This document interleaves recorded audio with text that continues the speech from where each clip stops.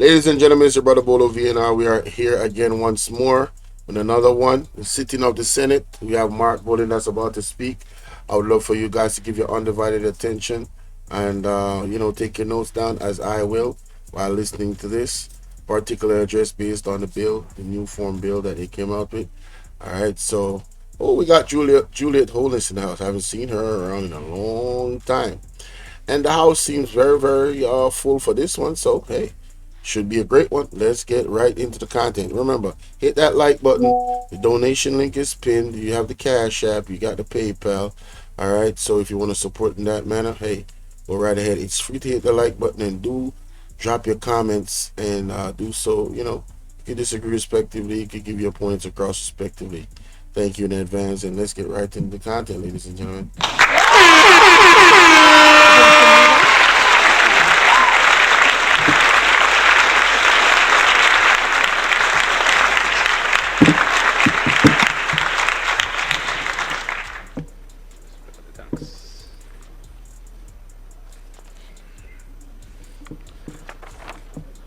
Madam Speaker, I just want to, first of all, say I appreciate the decision made last week not to rush through this particular bill on the day it was the debate commenced, but to allow some time, a week in this instance, for members on both sides who may wish to prepare to do so. I think that is the best practice. That is what the standing orders contemplate as the norm, and I think it is always to be maintained unless there is some serious exigency that requires it to be departed from. Madam Speaker, the Public Procurement Act was enacted under the last People's National Party administration and represented a fundamental overhaul of the procurement system in the public sector in Jamaica. And it has been subject to some adjustments over time, which is not surprising given how complete a departure it was from what existed before. And of course, regulations have also been made pursuant to the Act in an attempt to put into implementation some of the potential innovations that the Act contemplated. The extent to which those innovations are in fact having an impact is unknown to us. I don't know if the Minister has data on that, but the idea of using procurement to encourage economic development through giving more vulnerable, less well-endowed economic actors an opportunity to do business with the government and to grow their business and expand through the significant procurement power that the state has was one of the positive aspects of this legislation. And it would be good to know to what extent it is actually having that effect. Minister, there are a few questions I have on the bill, which I would appreciate being answered, whether today or if you want to close it on another occasion, that would be, of course, your call. But I begin with the new Section 5, or the amendments to Section 5, which is a definition section. This is in Clause 2 of the bill. And it relates to the definition initially of open national competition. And it says that open national competition means a procurement opportunity advertised in Jamaica only. So the hook used by the definition that determines whether or not something is open national competition is where the advertising of the procurement opportunity takes place. Now, in the world we live in, where virtually everything is on the internet, the fact that something is exclusively advertised here does not necessarily mean that the persons who respond to that and who seek to take up that opportunity are in fact lawfully doing business in Jamaica. And so if the intent of this concept of open national competition is to have that part of the procurement process open to Jamaican actors or firms that have established a place of business here and are lawfully transacting business here, hooking that on where the opportunity is advertised is not an efficacious way of achieving that objective.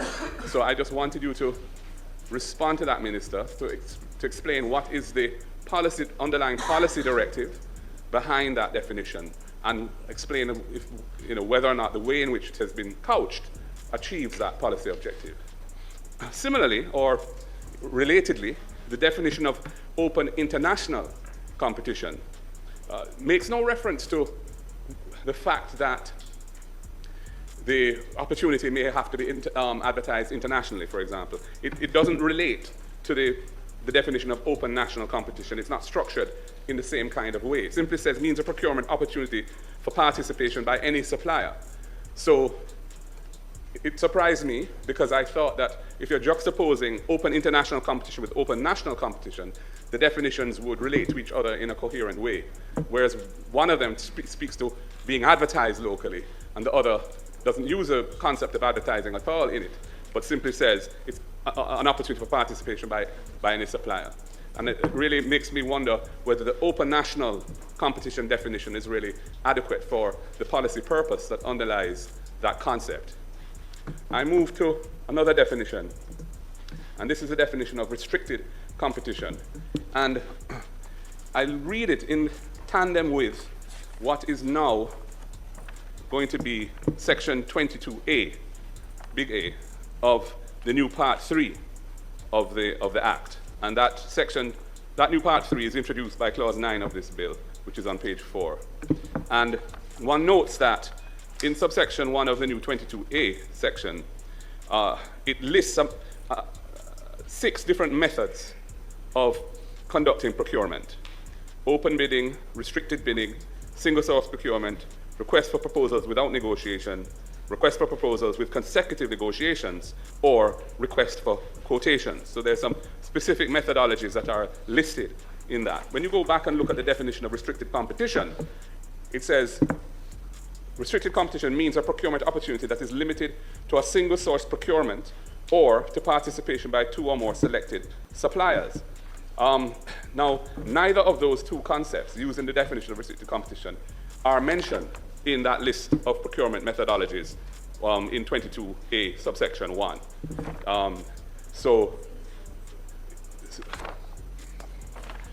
Yes, sorry, participation, yes, exactly, you're correct. But they don't, it doesn't encapsulate any others of the list there. And because the word, you have restricted bidding in B, but that is not included in the definition of restricted competition, it's a bit confusing as to how the concept of restricted competition relates to the list in 22A1.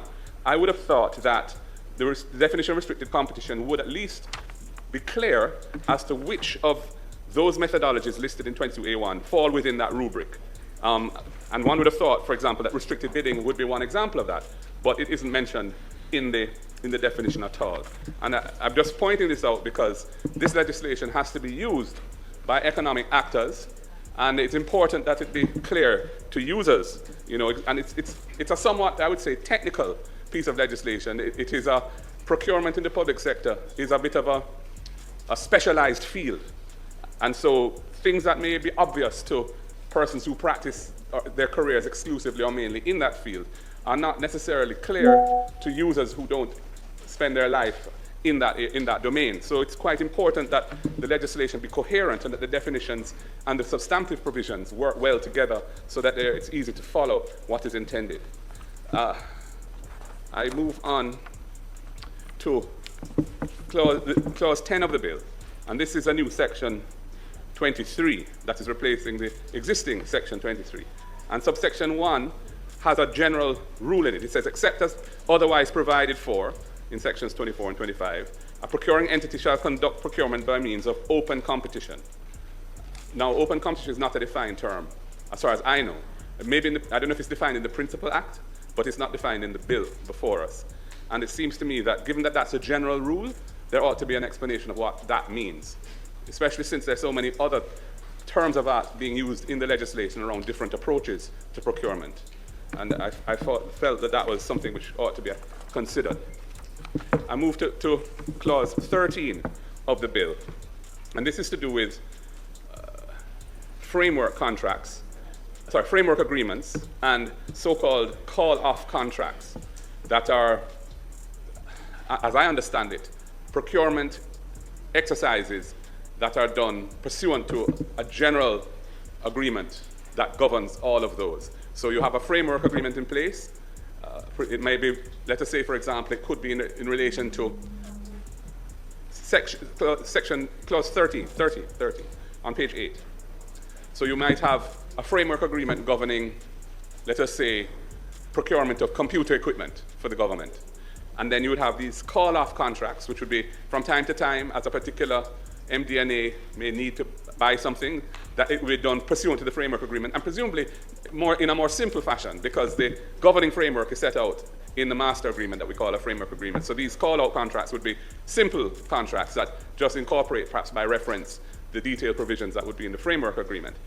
Subsection 3 of this it's actually 25F is a provision in the Act, but clause 13 is the one amending it. So, subsection 3 says a procurement contract approval limit for call-off contracts in the framework agreement is the aggregate estimated value of anticipated call-off contracts projected to be awarded under the framework agreement. So when you are intending to engage in procurement under this framework agreement mechanism, you have to the procuring entity has to make a projection of the aggregate estimated value of anticipated call-off contracts to be awarded during the term of the agreement. And that can be over a period of years. I can't remember how many years it's permitted to run for. But what my question really was, what happens if prices move in that period? Should there not be some mechanism for inflation-related adjustments? Because if you're capped at an aggregate, which is set at the beginning of the life of the framework agreement, you could find that due to whatever international or local events that weren't contemplated, prices move, and then it kind of throws out your whole procurement arrangement, because you hit the limit, where the volume of what you are buying hasn't been yet achieved, for example. So I thought it might have been useful to build in the idea that the aggregate should be inflation indexed, so that it's self-adjusting for the life of the framework agreement. It was a thought that occurred to me. If I was drafting it, I would put that in, put it that way, in a commercial agreement. The next question I have for you, Minister, relates to clause 21, which is repealing the first schedule to the Act and substituting a new first schedule. Now, as the member for South East St. Andrew has indicated, the list in the new first schedule is very extensive, and I have some questions on the specifics of that list. But before I get to that, my question for you is this. Is this list in the new first schedule that's part of this bill, is it identical in content to the existing first schedule that exists today? Or are there items which have been omitted, which used to be subject to this exemption, or new items that have been added that were not previously exempt from the provisions of parts 3 and 5 of the Act? So this is important because the extent to which anything appears on this list means that the procurement rules applicable to it are much more limited, and therefore, much more amenable, potentially, to things that we don't want to happen. So it's important, and it's such an extensive list, as the member who spoke before me said. I mean, for example, consultancy services, is that the word they use? That is a huge and very uncertain domain. You can consult on anything. So, I mean, it is, you can be a consultant on sea turtles. You can be a consultant on artificial intelligence. You can be a consultant on football gear. You can be a consultant on virtually anything. So for that to be in a list of exemptions seems to me to create a big loophole in the procurement system. I had a more specific question. Item X on this list, which is on page 12, mentions national level financial transactions. And I was just wondering if you could confirm what a national level financial transaction is. Is a national level financial transaction intended to be a transaction to raise finance in the domestic market? Is that what it means? Or is a national level financial transaction a financial transaction that's being entered into by Jamaica as a nation state? That, I think, there are two possible different interpretations of what that means. It's not a term of art, and I think it needs to be clarified what is intended by it. Because if it means a transaction involving the domestic financial markets, the capital markets in Jamaica, That's one thing. Or the definition could either be, or the term national financial transaction could either be focusing on the domain where the transaction is being executed, or it could focus on the party that is doing the transaction, who is executing the procurement, as being a national level actor, i.e. the government of Jamaica. It wasn't clear to me what this meant, and I thought it'd be useful for that to be explained. And the other point I want to make is that we have here that procurements during a period of public emergency are exempted, and given the regularity with which we have states of emergency being declared in Jamaica over the last several years, it seems to me that this really opens a potential for abuse in the procurement by the Ministry of National Security of services. The services, portaloos, their food, portaloos, etc. This is a big gap that that really there ought to be in the way in which you have been using states of emergency, there's absolutely no reason to exempt procurement from the procurement rules for that. None. Yeah, none whatsoever. None whatsoever, because these states of emergency come and go, and you hardly notice them nowadays, other than the fact that they are announced. But in terms of their operational impact, you drive through the areas concerned, you don't see any difference whatsoever as to what is going on. So it seems to me that this is a peculiar exemption, given the way in which they are being used. But Madam Speaker, those are my questions and comments on this bill. I would be grateful for substantive responses, well-considered and well-informed responses to the questions raised. And I thank you for the opportunity to have made my presentation today. Thank you.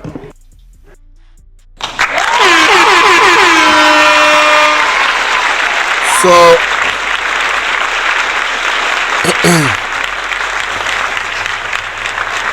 there you have it, ladies and gentlemen. Mark Golden has some very important questions about the Procurement Act, along with the SOEs, which I'm very interested in. The abuse of that is ridiculous. And I hope to hear some solid answers from the Jamaica Labour Party, because they have been very elusive, like George Wright, when his situation came up. The allegations about him hitting his lady, or hitting a lady, right? Very elusive. They've been very elusive about these procurements. So, we want to actually say thank you to Mark Golden for raising these pertinent questions, these very important questions. And I would love to hear from you guys in the comment section as to what do you understand from the Procurement Act? What do you understand from it? Are you aware of it? Do you think it's important? Because I don't know, it's something about that Procurement Act that seems to always come up, especially when it comes on to transparency. All right, and we have been screaming that we want transparency and good governance, but something about it is not clear, and it seems like the Jamaica Labour Party is not making enough effort to try and make it clear to us. So I just wanted to, get a feel of where you guys are with this Procurement Act. So let me know what you think in the comment section. Like, share, and subscribe. When you subscribe, hit the bell and click all so you get all notifications. If you want to join the WhatsApp group, you can text me join at 1-876-451-6535. That's 1-876-451-6535. Catch me on WhatsApp with that number, and text join if you want to join the group. Follow me on Instagram, and hey, that's my time.